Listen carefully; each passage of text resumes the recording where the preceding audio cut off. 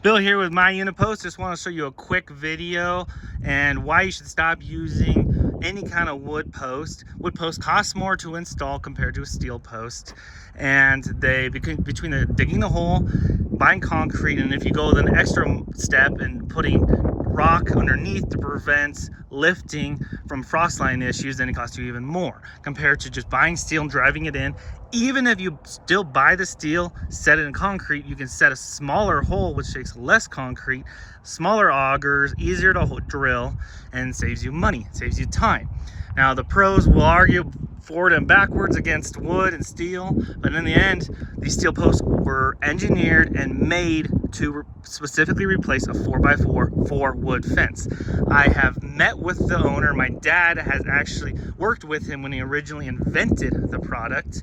Now we have our own brand, which is the UniPost, and we kept the original specs, kept the original strength, whereas their now new one is thinner and weaker, and we won't go into that. But quick, so we install it, we pound it in, we drive it in using a gas pounder, a couple screws on each rail. So this is a quick how to see this side of it. This is just showing you that the pickets go on the back, the hat side, whereas the wing side goes where you put your hide picket.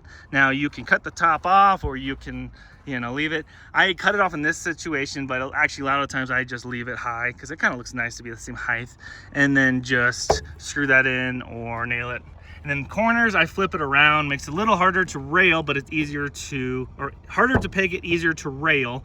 So you just come in with the wings on the picket side this time, come in there, come out, and then now obviously real easy to picket here, any kind of size picket. Here is going to be a little tougher to do that picket, couple screws on there, and it'll fix that problem. But yeah, we pound this in. This whole fence was pounded in, and I just wanted to show you a quick guide of how to install, and a couple of screws on each. My guy put an extra screw at the bottom there, but yeah, some guys do 3 screws, but I do hear, oh yeah, these wings aren't big enough. The reason is the size, because it's again to replace a 4x4. So it's the same width as a 4x4. 4x4s are relatively 3 5/8. That's what this post is. So, and if you wanted, you can always switch the post around, which I think I have a piece over here on the ground.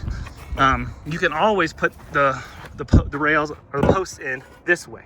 So now you have the same coverage, the exact same over as you would a 4x4. So you just you butt the rails in end to end, and you can put it this way. Now it makes it a little bit trickier to cover the post. Usually in this case, I will just use self-tappers and go right through the steel right through the picket into the post, and use a self-tapper. And that's a quick guide.